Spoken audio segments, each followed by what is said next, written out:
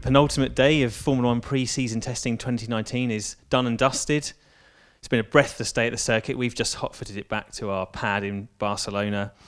And the quickest day of pre-season testing so far is what we saw. All the teams set their fastest lap times so far in winter testing.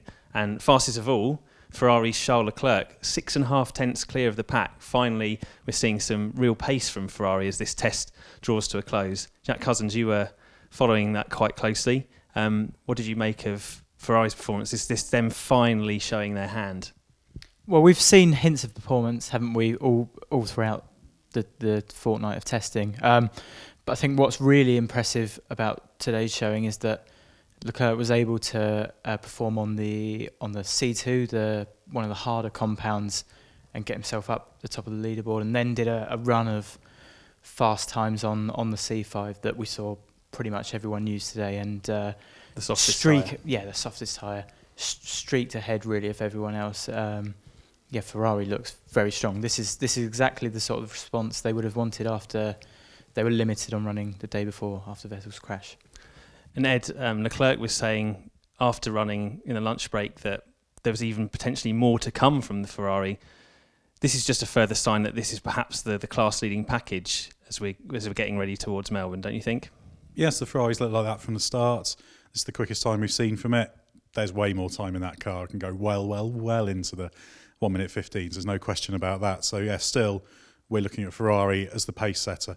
Not only is it very, very quick, it looks brilliant on track, great over the curbs, great on entry. It's just a car that works. It does what it's meant to do. There was a small shutdown for Leclerc towards the end of the day. That was probably the only blip. Looking further down the times, we had a bit of a midfield show of pace, shall we say. All the teams, with the exception of Haas, bolting on the softest tyre compound, all going for times in the morning. We had Lando Norris in the McLaren, a couple of tenths behind Alexander Albon in the Toro Rosso. You had Daniel Ricciardo a couple of tenths further back in the Renault. Stroll in the Racing Point, 17.5, 3 tenths down on Ricciardo.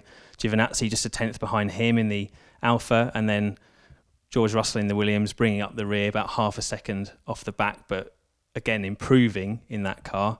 Ed, what did you make of the spread of midfield performance there? Is that a representative order? I don't think it's a representative order, but I think it confirms what we already thought, which is that it's tightly packed. Let's just set aside Williams at the moment there, off the back of that midfield pack. I don't think McLaren's leading the way. I don't think Toro Rosso's leading the way, but they're both good cars. They're in that mix. I think McLaren have done a reasonable amount of work on the car. I think it's the class leader, but you know they're getting more pace out of it, and I think they're running pretty well. The one that interests me is, aside from Renault, who I think we're expecting to be at the front of that group, is Haas. We saw the fastest time we've seen from the Haas, Romain Grosjean's 17.854, but that was on compound 4, which is the second softest tyre. The rest were doing it on the C5s. He was out late, wasn't he? Had a delay. Yeah, exactly. I mean, Pirelli have said 6 tenths gap C4 to C5. I'm not sure the numbers bear that out. I think it's a bit smaller than that, but you could easily say 0.3, 0.4, something like that, which puts them right back up. Plus also, I think Haas, as we saw last year, generally run a reasonable amount of fuel as well. So I still think it's pointing towards Renault and Haas probably being kind of class the midfield with Alfa there, and then you've kind of got McLaren, Racing Point, Toro Rosso, but really, really tightly packed. It's going to be interesting to see tomorrow when we see more running from them, more race runs, maybe some more performance runs, how it all shakes out. I think probably what we saw from Toro Rosso, the 16.8 is probably pretty close to what they can do. I think the other ones will be a little bit higher. And remember, 10 kilos of fuel around here, it's pushing 0.4 of a second. So that's a huge difference it makes. So you could both be on lowish fuel, but if one goes out with 15 kilos and another goes out with 25 kilos, it's a big difference. Yeah, certainly. It does look as if the trend this week has been a condensing of the order, if you like, and all cars closing up in terms of pace. Let's move on to Red Bull. Quite a strong day to start with from Pierre Gasly, but it ended badly, not for the first time in pre-season. He had a big shunt, this time at approaching Campsa, did what you might call a Brendan Hartley, dropping a wheel on the dirt and crashing heavily into the barriers, ending his day. He was on a race run at the time. How are things going before that, Jack? You were following it quite closely, and how much of a disruption will it be to their final preparations to lose the rest of that afternoon?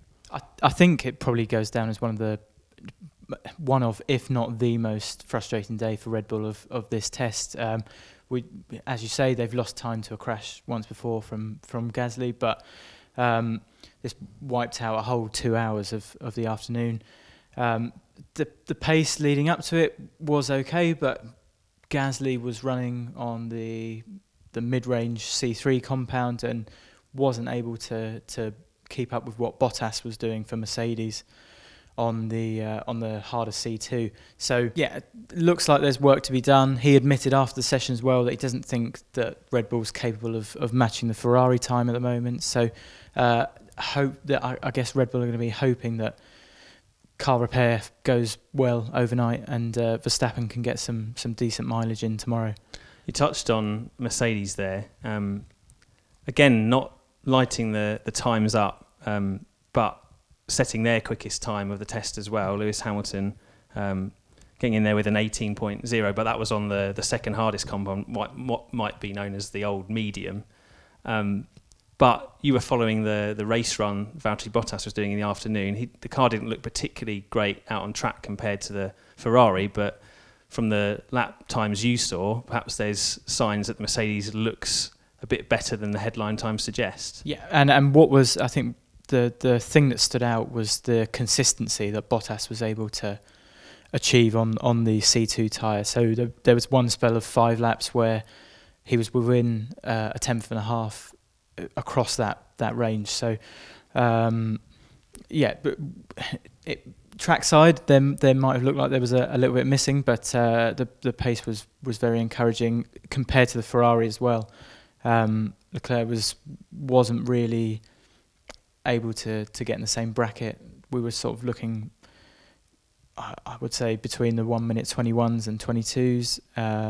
Bottas was at the lower end of that, and on one stint put in his fastest time of that run on lap 15. So a lot of performance to come further down the line. Ed, are you surprised to learn that Mercedes is that close on the long runs, considering the sort of disrupted and quite hectic pre-season they've had so far? Or is this just a sign of a well-oiled World Championship winning unit just coming good at the right time? Yeah, I'm not especially surprised. I was a bit concerned coming into the test, given what we saw from the package in the first test. We saw this huge upgrade package affecting the majority of the aero surfaces. So I've been expecting to see a good step from Mercedes, and I think we've seen that. You know, if you look at the headline time, adjust it for tyres, that was on the C2 compound, so it's 3 steps softer. So from the second hardest to the softest tyre that Leclerc set the fastest time on. If you adjust for that gap, then the Mercedes is only a few tenths off, and obviously we don't know what the fuel is.